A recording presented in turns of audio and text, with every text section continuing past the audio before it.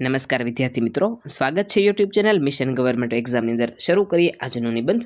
આજનો આપણો નિબંધ છે સંયુક્ત કુટુંબ પ્રથાનું વિઘટન અને તેની બાળમાનસ પર અસરો.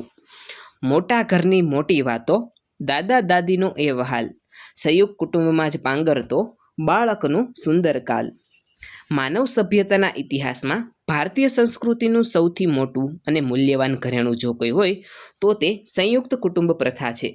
સંયુક્ત કુટુંબ એટલે માત્ર એક જ ઘરમાં સાથે રહેતા લોકોનો સમૂહ નહીં, પરંતુ સ્નેહ, ત્યાગ, સહનશીલતા અને પરસ્પર સહયોગની એક જીવંત પાઠશાળા, જ્યાં દાદા દાદી, કાકા કાકી, માતા પિતા અને ભાઈ ભાંડુઓ એક જ છત નીચે પરસ્પરના સુખ દુઃખ વહેંચીને રહેતા હતા. પરંતુ આજના આધુનિક, ઔદ્યોગિક અને ભૌતિકવાદી યુગમાં આ સુંદર પ્રથા ઝડપથી વિખેરાઈ રહી છે અને તેનું સ્થાન વિભક્ત કુટુંબ એટલે કે નાના પરિવારો લઈ રહ્યા છે. આ વિઘટનની સૌથી ઊંડી અને ગંભીર અસર જો કોઈના પર પડી હોય તો તે ઘરના માસૂમ બાળકોના કોમળ માનસ પર પડી છે. સમય બદલાયો અને સમયની સાથે માણસની વિચારસરણી અને જરૂરિયાતો પણ બદલાય છે. ગામડાઓમાંથી શહેરો તરફ થતું સ્થળાંતર સંયુક્ત કુટુંબ તૂટવાનું મુખ્ય કારણ બન્યું છે. નોકરી કે વ્યવસાય અર્થે યુવાનોને વતન છોડી શહેરોની નાની ખોલીઓ કે ફ્લેટ્સમાં રહેવા જવું પડે છે, જ્યાં આખા પરિવારને સમાવવો અશક્ય બને છે. આ ઉપરાંત આજના યુવાનો પર પશ્ચિમી સંસ્કૃતિનો પ્રભાવ વધ્યો છે અને લોકોને પોતાની વ્યક્તિગત સ્વતંત્રતા કે પ્રાઇવસી વધુ વહાલી લાગે છે. કૌટુંબિક બંધનો અને સમાધાન કરવાની વૃત્તિ ઘટતી જાય છે. સાથે જ વધતી જતી મોંઘવારીને કારણે આખા મોટા પરિવારનો ખર્ચ એકસાથે ઉઠાવવો મુશ્કેલ બનતા આર્થિક આયોજન અલગ થાય છે અને પરિણામે પરિવારો પણ અલગ થઈ જાય છે. બાળકનું મન એક ભીની માટી જેવું હોય છે. તેને જેવું વાતાવરણ મળે તેવો જ તેનો આકાર બને છે. સંયુક્ત કુટુંબ તૂટવાથી બાળકોના માનસિક વિકાસ પર અત્યંત ગંભીર અસરો જોવા મળી રહી છે. આજના વિભક્ત કુટુંબમાં માતા પિતા બંને કમાતા હોય છે, જેથી સવારે બંને નોકરી પર ચાલ્યા જાય ત્યારે બાળક ઘરમાં સાવ એકલું પડી જાય છે.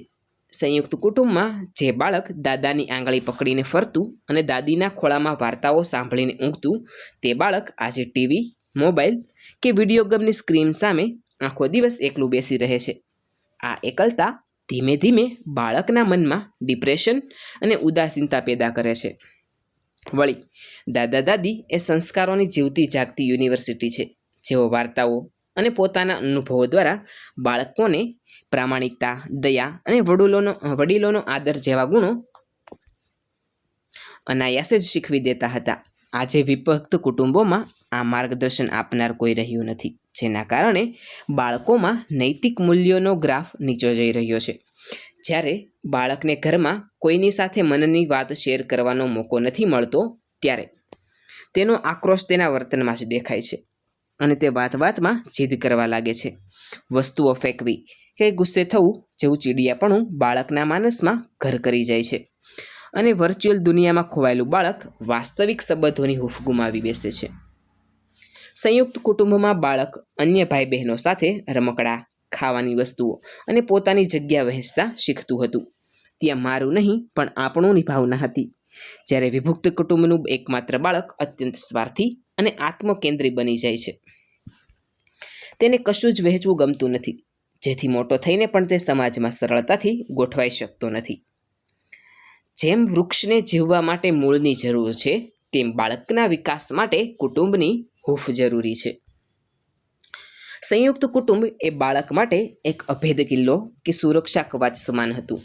માતા પિતા કદાચ વઢે તો પણ દાદા દાદી કે કાકા કાકી બાળકને વહાલ કરીને સાચવી લેતા, જેથી બાળક ક્યારેય માનસિક રીતે ભાંગી પડતું નહીં અને તેને ક્યારેય એવું નહોતું લાગતું કે તે અસુરક્ષિત છે. પિતરાઈ ભાઈ બહેનો સાથે રમતા રમતા જ તેનો સામાજિક વિકાસ કુદરતી રીતે થઈ જતો હતો. તેને કોઈ સ્પેશિયલ પ્લે ગ્રુપમાં મોકલવાની જરૂર પડતી ન હતી. જોકે વિભક્ત કુટુંબમાં બાળકને ભણવા માટે વધુ શાંત વાતાવરણ મળે છે અને માતા પિતા બાળકના શિક્ષણ પર વ્યક્તિગત ધ્યાન આપી શકે છે. પરંતુ આ ફાયદાઓ બાળકના ભાવનાત્મક નુકસાન સામે બહુ નાના સાબિત થાય છે. સંયુક્ત કુટુંબ પ્રથાનું વિઘટન એ આજના સમયની કડવી વાસ્તવિકતા છે. જેને આપણે સંપૂર્ણપણે રોકી શકીએ તેમ નથી, પરંતુ તેનાથી બાળકના માનસ પર થતી ખરાબ અસરોને આપણે ચોક્કસપણે ઓછી કરી શકીએ છીએ. જો નોકરીના કારણે અલગ રહેવું જ પડે તો પણ માતા પિતાએ દરેક વેકેશનમાં બાળકને વતનમાં દાદા દાદી પાસે મોકલવું જોઈએ અને રોજ વિડીયો કોલ દ્વારા વડીલો સાથે વાત કરાવવી જોઈએ. ઘરમાં ટેકનોલોજીનો ઉપયોગ મર્યાદિત કરી માતા પિતાએ પોતે બાળક સાથે ગુણવત્તાસભર સમય વિતાવવો જોઈએ.